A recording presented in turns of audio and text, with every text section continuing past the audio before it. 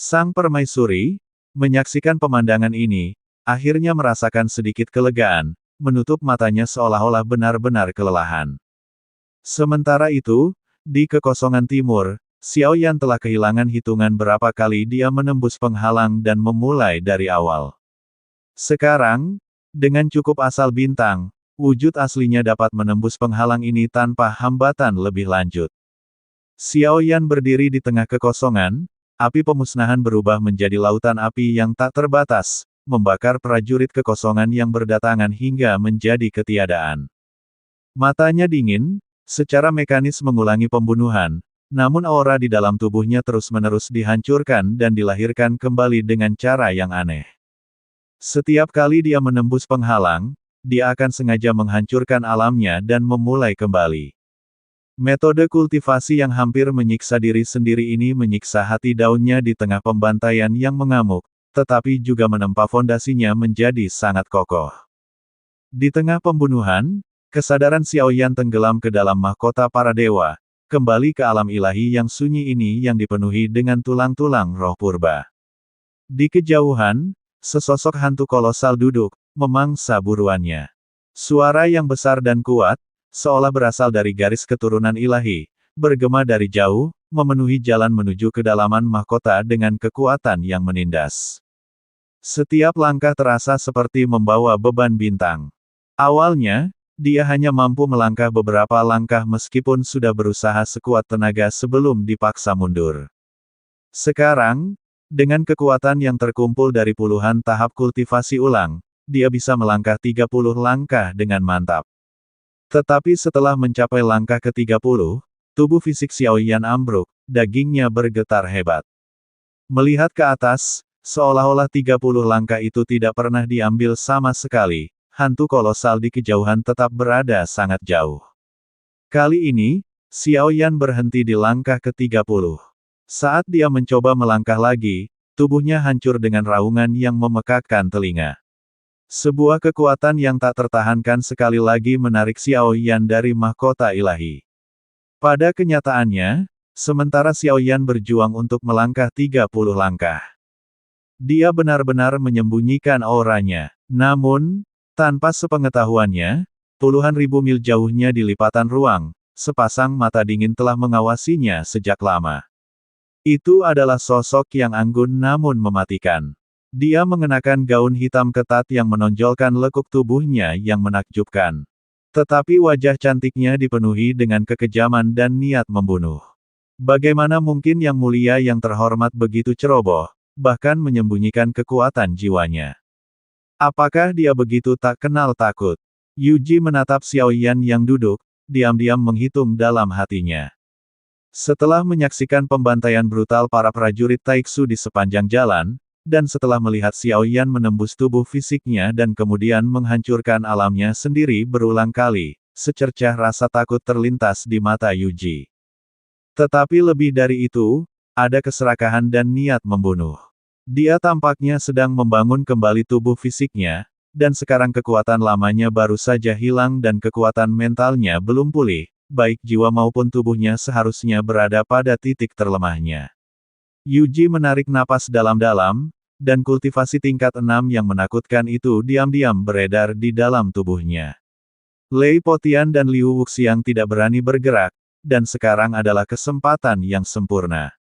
Jika mereka membiarkannya berlalu, mereka mungkin tidak akan pernah menemukannya lagi.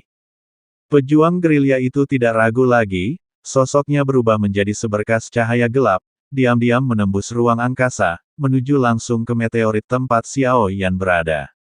Belati Yuming miliknya, seperti sosoknya, muncul diam-diam di hadapan Xiao Yan, membidik jantungnya dan menusuknya lurus ke arahnya.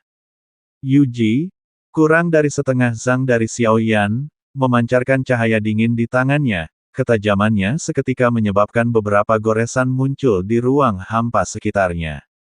Belati itu, sangat tajam, mengandung kekuatan unik dari aturan Yuji, dan saat menusuk Xiao Yan, kekuatan tak terlihat seketika menyelimutinya, belati itu melayang kurang dari setengah inci dari dada Xiao Yan.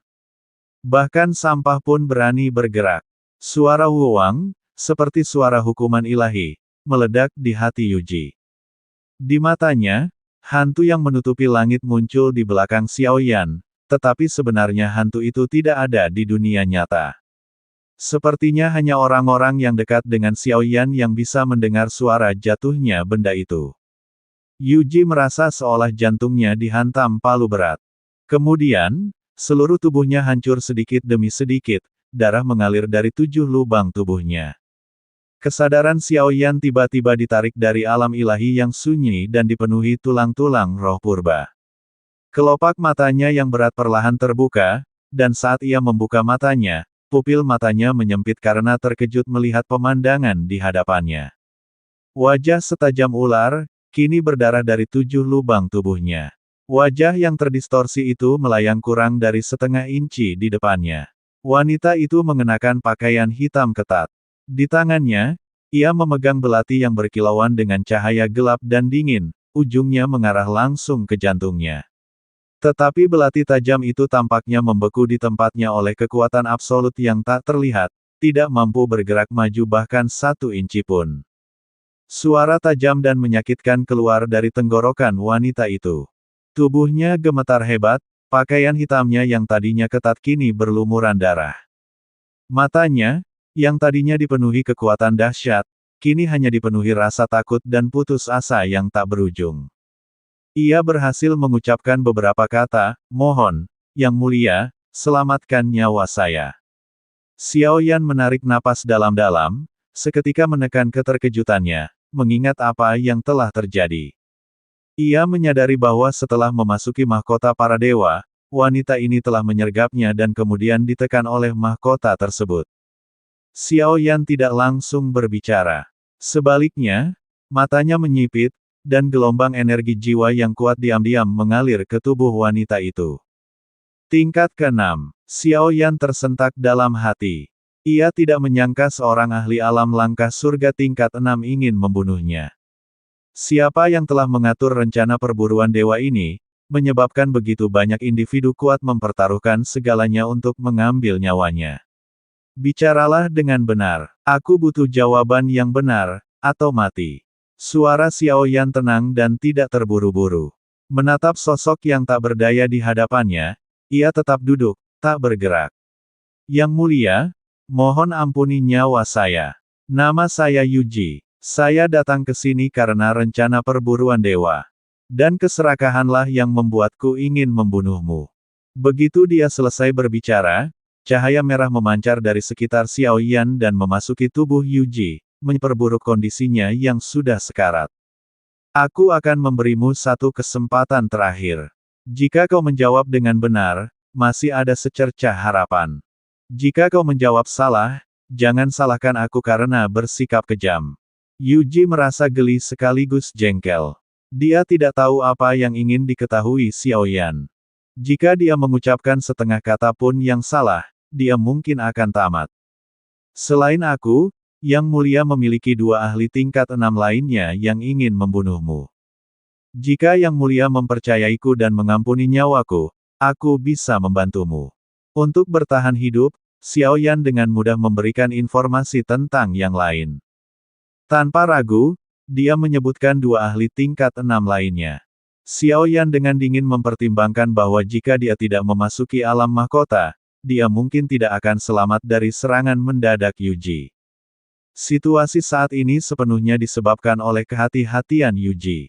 Meskipun bersikap hati-hati seperti penguasa kekosongan dapat dimengerti, itu berlebihan. Tentu saja, itu juga karena reputasi Yang Mulia pernah begitu besar sehingga orang-orang ini harus berhati-hati. Di masa lalu, mereka mungkin bahkan tidak berani menatap matanya, rasa takut di hati mereka adalah gunung yang tak tergoyahkan.